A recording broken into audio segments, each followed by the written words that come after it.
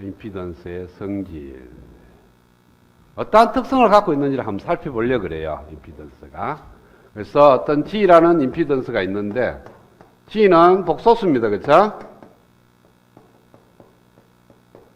임피던스 G는 복소수고요. 그 다음에 G의 정의는 뭐 전압에다가 전류를 나누면 됩니다. 접하수 영역에서 전압의 페이지에서 전류의 페이지를 나누게 되면은 임피던스 G가 됩니다. 그래서 복소수는가 어떤 실수부와 허수부로 이렇게 나눠져요. 그랬을 때 R은 뭐가 되느냐 하면은 R은 G의 실수부로 표현을 하게 되는데 이걸 갖다가 우리는 저항이라고 얘기를 합니다. 레지스턴스라고 얘기를 해요. 공부를 해야 되지. 그래서 어떤 임피던스가 있는데 그건 복소수. 그것 중에 실수부를 취해서 R이라고 두고 그걸 갖다가 저항이라고 얘기를 합니다. 레지스턴스라고 얘기하고 여기에 있는 X는 허수부예요. G의 허수부를 갖다가 우리는 리액턴스라고 얘기를 합니다.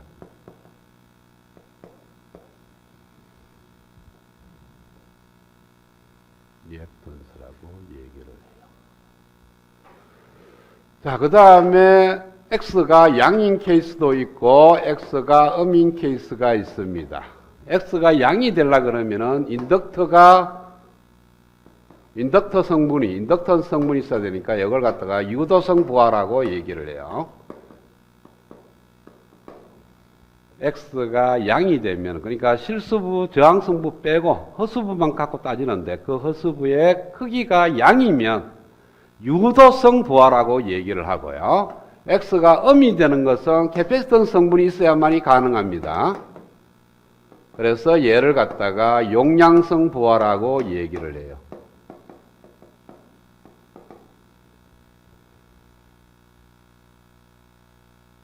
자, 그러면은 어떤 저항하고 인덕터가 표현되어 있다면 이때는 X가 양인 케이스입니다. 그렇죠?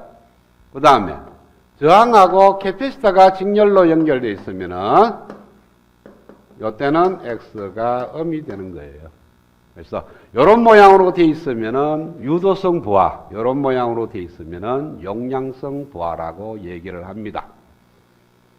그 다음에 복소 평면에다가 임피던스 G를 표현을 이렇게 합니다. 그러면은 요 X축, 리얼축과 만나는 요 좌표의 크기를 R이라고 그러고요. 그 다음에 요 허수축으로 간 거리를 갖다가 우리는 X라고 얘기를 해요. 그래서 X가 양이면은 G가 1/4분면에 존재하고 X가 음이면은 G는 4/4분면에 존재합니다. X가 양이면 1/4/4분면 존재 G가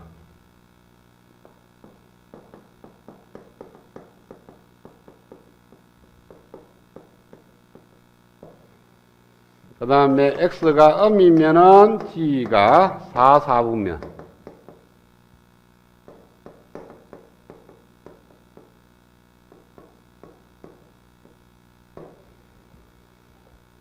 R이 저항성분이 음이 아닌 이상, 저항성분이 양인 케이스는 2/4/4분면과 3/4/4분면은 가지 않습니다. 그렇죠? 반드시 임피던스는 1과 4/4분면에만 존재한다.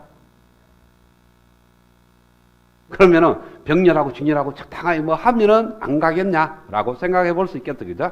그래서 어떤 G1하고 G2가 직렬로 연결되어 있는 케이스를 한번 생각을 해 봅시다. 그래서 G1이라는 임피던스가 만들어지는 벡터하고 G2가 만들어지는 벡터하고를 합성을 하게 되면요.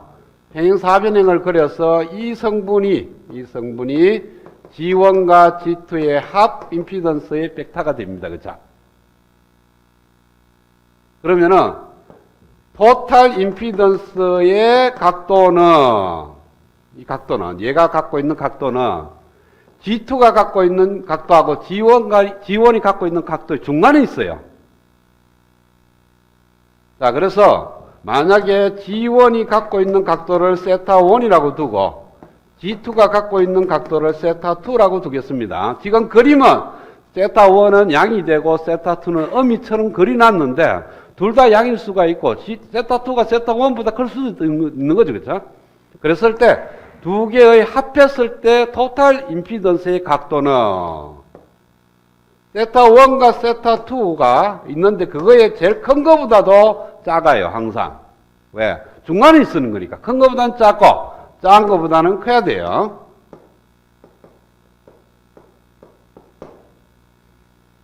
그러니까 요 사이에 있다는 거예요. 세타가. 그러면은 세타의 맥스가 얼마가 되겠어요? 어떤 임피던스 좋아요. 어떠한 임피던스, 이면 임피던스를 딱 갖고 와.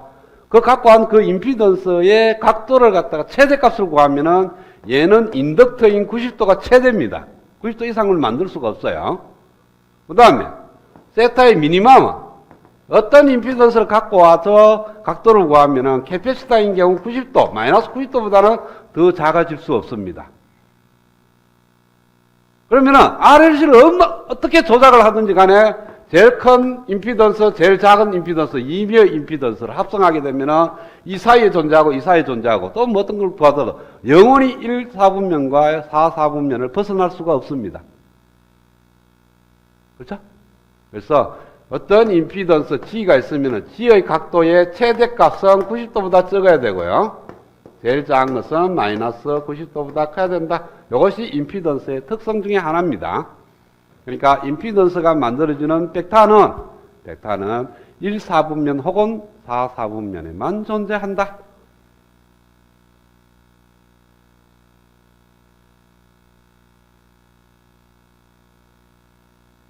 자, 그 다음에 나중에 나온 이야기인데 임피던스가 나왔으니까 한 번 더 얘기할게요. 여기서도 임피던스 삼각형이라고 얘기를 합니다. 그래서 실수 파트를 그리고요. 밑변을.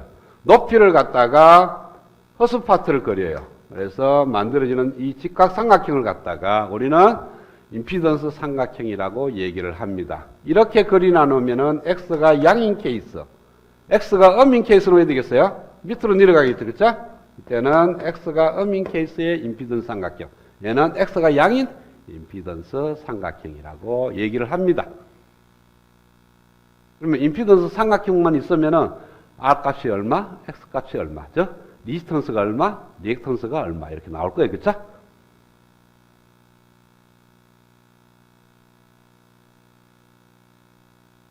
나중에 이제 파워, 전력하고 계산할 때 임피던스 삼각형하고 전력 삼각형하고 이렇게 비교를 합니다.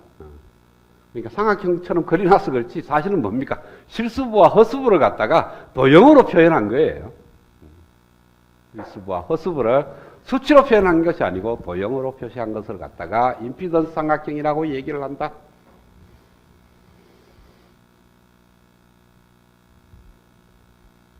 자, 그 다음에 G가 1, 4분면에 있으면은 X가 양인 케이스니까 이것은 유도성 부하예요. 그죠? 그 다음에 4, 4분면에 G가 존재한다면 용량성 부하가 될 거예요. 그렇죠? 이렇게 4, 4분면에 존재한다면 그 부하는 용량성 부하. G가 1, 4분면에 존재한다면 그 부하는 유도성 부하.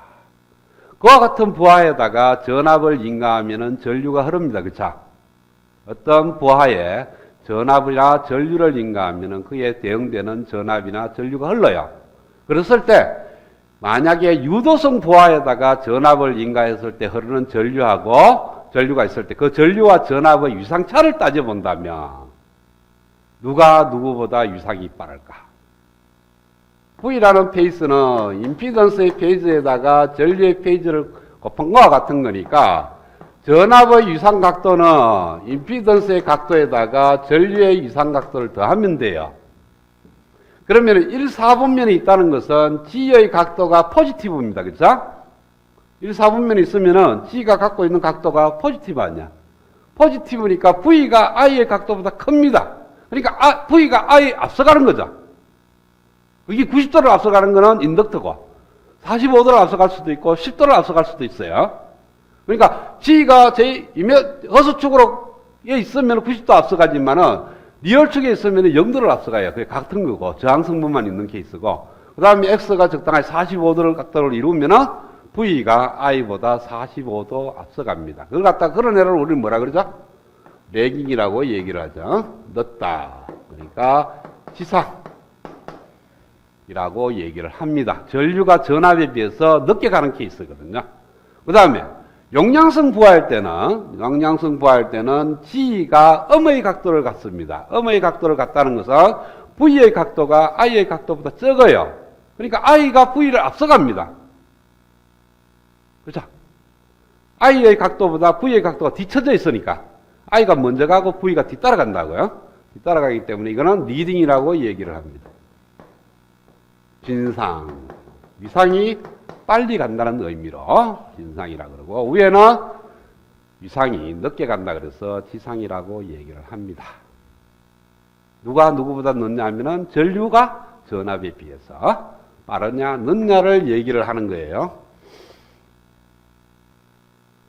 자, 그 다음에 G의 쌍대가 Y라 그랬어요. 어드미턴스. 이것도 역시 복소수의 역수니까 복소수가 되겠죠. 그죠? 복소수의 역수는 복소수가 되는 겁니다. 그랬을 때 Y를 갖다가 실수부와 허수부로 역시 나눠서 쓸 수가 있습니다. 근데 임피던스에는 R과 X라고 썼고 어드미턴스에서는 G와 B라고 표현을 합니다. 그래서 G는 Y의 실수부인데 얘를 갖다가 컨덕턴스라고 얘기를 합니다. 우리가 앞에서 2장에서 저항이 있으면은 그거에 반대인 컨덕턴스 G로 표현을 했죠. 그쵸? R과 G는 이미 표현을 했습니다. 그 다음에 여기서 표현되는 B는 Y의 허수부인데 이걸 갖다가 스셉턴스라고 얘기를 합니다.